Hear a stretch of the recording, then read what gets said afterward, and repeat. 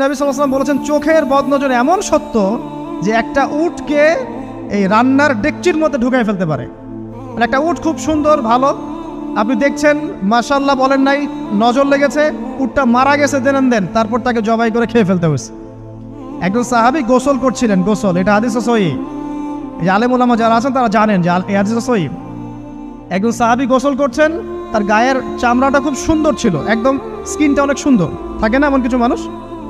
আচ্ছা, এখন আরেকজন সাহাবী এই গোসল দেখছেন দূর থেকে, দেখে বলছেন যে কি চমৎকার তার শরীরের রংটা, যেন কুমারী নারীর মতো, অনেকটা এমন একটা কথা তিনি বলেছিলেন।